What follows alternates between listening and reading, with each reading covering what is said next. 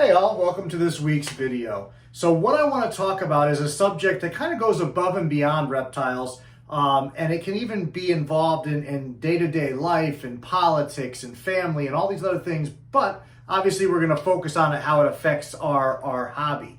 But it's perception versus reality, and it's something that you've probably heard me say a lot on the channel. If you follow me on social media, you've probably seen it in a lot of things. Perception, unfortunately, matters more than reality does, and that's a upsetting thing to say in a lot of ways, because shouldn't the reality be the most important thing? But unfortunately, people have judgment and they do things, and we've talked about prejudice and all those things. So we really need to look at ways that we can be portrayed appropriately. And sometimes we have to not necessarily hide behavior or things that we do, but just think twice about what we're putting out there and how it's going to be perceived. So let's grab some snakes and let's dive in.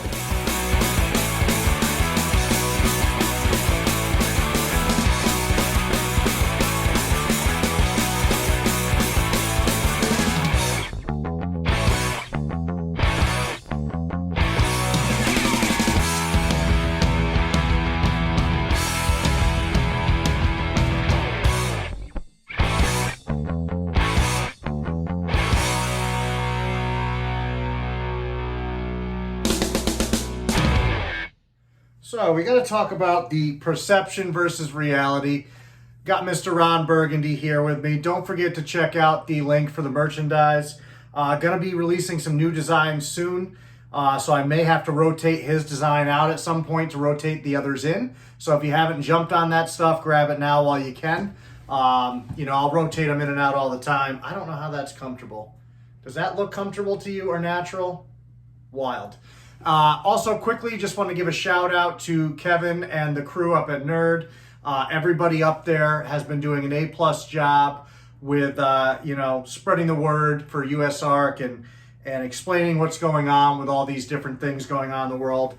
Kind of everybody's jumped on, I don't want to say the bandwagon because that's the wrong perception, but everybody's kind of jumped on helping out a little bit more. But guys like them have been at it for a long time. But they're pressing even harder now to help educate everybody. So shout out to them. Much appreciated. You're tickling my beard, dude. So Ron is in a mood today. I could tell as soon as I opened his cage. His head's that lighter color. He's fired up. I did not feed him the other day when I fed everybody else. So he's probably just a little like, hey, come on, man, So anyways, perception versus reality. How does that affect the hobby? How does it affect our behavior? What can we do to change the perception? So the perception is that we're kind of shitty people ultimately as human beings, as far as people that are interested in reptiles.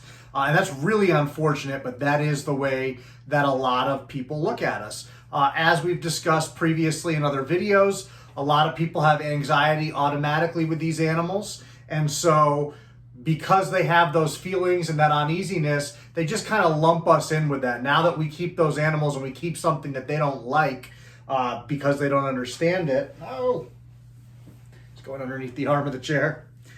Because of that, they kind of just lump us in there.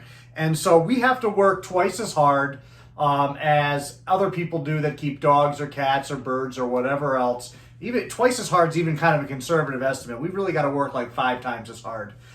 Just to get people to accept what we do and why we love these animals and why we love working with them and where our passion lies.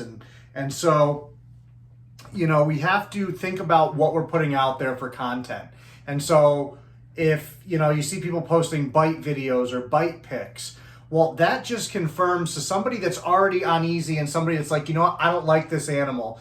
Then they see that and they go, oh, well, that's why I'm right. And it confirms how they feel. And so even though it is a reality of keeping animals, and it's a reality of keeping cats or dogs or horses, I mean, I've had some not so fun bites from horses, but the average person doesn't look at a horse and think, what an awful creature. They just, other mammals have that look that just appeals to people. They're warm and cuddly or whatever. Even though this snake might be a lot nicer than a horse you might encounter, that's not the way the perception works. And so we have to think about everything from the perspective of perception as opposed to the reality. as nice as it would be to look at things from the point of reality, that's not really what drives people's opinions on things. It's their perception. So by feeding into that perception and putting that kind of content out there, you really aren't doing the hobby any favors. And I understand from time to time, there can be things that are educational. Like we've seen a few people post where, like male reticulated pythons who were breeding, people didn't read the body language properly or thought they could get away with something that they shouldn't have tried. And they took one of those bites, and people have shown that. And there is educational value in that, so that people understand that when you don't appropriately handle these animals and you put them into a situation where they have to respond, that things can happen that are not good. And so, yes, I see the educational value in that to snake keepers, but the problem is that 90% of the concern there is non-reptile keepers and how they're going to perceive that. So I think it's best that, yes, we do discuss those things amongst each other and educate other keepers. I do think it's best to leave those kinds of things away from public forums. Even if you're in a private snake group, if you're foolish enough to think that members of these groups haven't gotten in there and don't have people watching, I don't know where you've been, but you're really, really missing the boat, because the AR movement and all those people, they're everywhere, and they're smarter than we are, as I've said before. They really have it together. They know where to go. They know how to blend in. They know how to get what they need. So we have to be careful, and we have to think about everything we're doing. I'm going to put Ron away here so we can grab maybe somebody else. I got his spot open here. But now, something that you have to think about, and I have a snake perfectly set up over here in advance for this. There's a lot of debate with keeping in tubs. And the funny thing is you can have tubs that are the same dimensions as other cages, and people still are going to view it negatively because of the perception. And so what I did, I got this snake moved from her usual tub into a smaller tub here. And I'm going to show you this. And so this snake normally is in a bigger space, but for this video, I've got her in here. And I put her in here last night, so she's probably not very happy. I just didn't get to it. So when people see that, and this is what you're showing a picture of this, they see an animal that is just sitting there with nothing to do in a small space that's barely big enough to move around. And so while, yes, this snake could live in this tub, it's not a good idea. It's not ideal for her. She has more space typically. This is a confident enough animal that she can handle more space. So when people see this, I'll take her out so she doesn't have to sit in here. It gives them the perception. I've even seen people talk about, I wouldn't want to live in a tub because I would feel like I'm in prison. And that's where anthropomorphism comes in, and now you're putting yourself into the position of the animal, and the animal's going to view things differently. Realistically, short-tailed pythons are a very sedentary species. They move when they need to find resources. In this case, there's water right there. I bring food to her. I clean her cage as soon as she soils it. So there's literally nothing resource-wise that she needs to move for. But still, it's good for these snakes' muscle tone. It's good for them moving stuff through their system to go to the bathroom, to have ample space to do that. Now, when they are younger, you have to be careful because you can overdo it no matter what people say. The reality is these snakes in the wild are burying themselves in substrate or are sitting in very, very tight spots for months on end sometimes. But in the wild, eventually they do have to move to go find food, or they have to move to find water, or they have to move when they go to the bathroom to find a new hiding spot. So they're getting that exercise. So we have to make sure that we're putting them in a position to do that. We can also do that with handling.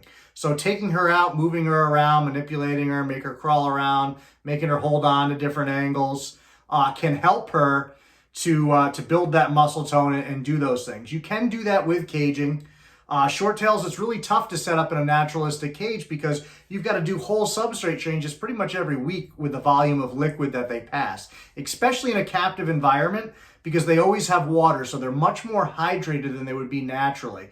These guys love fresh water pretty much every time I change their water. Even if I come in here twice a day and change it, as soon as they see me change it, they go and drink right away. They love that fresh water. And so they're very well hydrated, and obviously when you're that well hydrated, you know, they're constantly pushing it out so they can take new in and keep the cycle moving. Whereas naturally, I think they would retain that a lot longer because they're going to go longer periods without drinking. So I would imagine in the wild, they're not letting out as much liquid as they do here in captivity. They're probably doing more of your routine urates and whatever. And a lot of them are probably doing the shed, liquid, urate, poop all in one shot so that they can just move to a new spot once every few months and be good to go. These guys are the ultimate ambush predator. But regardless, I'm way off topic here. So the point is, even if you do keep them in a smaller space for whatever reason, you have to understand the perception of people that don't understand this species or these animals. That they're going to look at it almost like you're locking a dog in a crate all day long with no reprieve. That's how it looks to people that don't understand what's going on. And so even if you are keeping in an appropriate size cage, if you think that the perception is going to make somebody go, whatever, maybe you don't post that picture. Maybe you take the snake out of its cage, take a picture holding it, take a picture outside if it's appropriate and safe to do so. Whatever it is, set up a light box or, whatever. And there's the people that'll say, we shouldn't have to hide what we do. And I understand that, and we shouldn't. But the reality is we're losing this hobby more and more each day. And so if we have to, sacrifice a few things to maintain it, then I know I'm willing to do that. And I certainly hope other people are too. Because you've got to think about the big picture and all these people. I mean, right now there's stuff going after all pets in California, certain parts of California. Hopefully you're following USARK, you're paying attention to these alerts, because these laws are going beyond just reptiles. They're going after education. They're going after other pets. Like the one in New York is going after all kinds of stuff. Basically all animals, essentially. So we need to be paying attention. We need to educate people, and we need to think about everything we do. Same thing with children interacting with these animals. That is absolutely wonderful, but it has to be done responsibly and safely. And it has to be obvious to the person looking at that interaction that it's safe. Now, obviously, there's certain situations where people just hate these animals, are going to think it's not safe, period, to even have those two interacting, and that you can't avoid. But make sure that, if you have a child handling the animal, that it's handling it responsibly, safely, carefully. If it's a short-tailed python, for instance, that they're supporting the weight, that the snake is relaxed, that the child is relaxed. And if it's a bigger constrictor, it's not wrapped around the child's neck. It's not in a position doing something where even if there's an adult present, they can't react in time. We have to think ahead. We have to be really, really smart and be really, really responsible. Like I said, these AR people, these PETA groups and HSUS, they are very intelligent. They're very streamlined. We need to think harder and better than them, or we're going to lose every time. They have more resources than we do, so we have to win other ways. And we've got to win by being smart. We have to win by being careful. We have to win by caring and paying attention to everything that we do. So I have her actual tub outside getting clean, so she's going to go back in here right now until I can go get that. I'm not going to do that to you while I'm on camera here. Be mindful. Same thing with feeding videos. Same idea. You're taking people that have a perception that we enjoy the death of other animals, and you're feeding into it and you're showing them that we do, especially when you're laughing, especially just really feeding videos in general. The only reason you're posting those is basically to celebrate that animal's death. I understand maybe you have a snake that's been off feed for a while, you've been working really hard, all of a sudden it finally ate and you're really excited about that. And so that's why you're sharing it. They're not going to see it that way. So you have to always try to put yourself in the other perspective. Think about where they're coming from. Think about the perception that they have and how we can counter it. how we can change the perception that people have about us. So also how we carry ourselves, how we interact with members of the public, people that come out with negative comments. It's tough being a snake keeper. People constantly say terrible, terrible things to you. They're sending you pictures of snakes they killed in their yard. Oh, what's this? Or, oh, it threatened my family, even though that's not a real thing. So we're constantly dealing with that, and it's very easy to kind of say, you know what? F you, you're a piece of crap, or you're a whatever, a jerk, a pussy, whatever you want to call it. It's easy to do that. And all that does, once again, is now you have that perception of, or you don't, they have that perception of you're not a nice person because you keep those animals. And now, even though they cast the first stone, maybe the second, third, fourth, once you react back, you're feeding into that perception like, oh, look, see, I knew these people were jerks. Here they are calling me an asshole and being really mean to me and all this stuff. And my boss is calling me. I'll have to call him back. I'm off the clock, so worked my 9 hours and change today. But I text him asking him a question, so he's not bothering me for no reason. Anyhow, so every single thing you do, everything, even when it's not snake related, just on your social media, if you're rude to people and they see you have snakes, it's going to wrap into that perception. So just try your hardest. Not asking everybody to totally change your life, but just try to think every decision that you make right now, especially, try to think, how is this going to look to somebody that's looking for reasons to demonize me, that's looking for reasons to confirm their suspicions of who we are as people, who we are as animal keepers. Let's show them that we're responsible. Let's show them that we're passionate in a good way. And it's, everybody needs to make an effort. That's me included. I have my moments where I get sick of people's shit and I probably say things I shouldn't say. I am a very unfiltered person in general. I think you guys have figured that out by now. Anybody that knows me personally certainly knows that. And I'm not so unfiltered where I'm necessarily rude or anything, but I'll tell you like it is. And some days life gets to me, and I'll tell you like it is with a little bit more force than usual.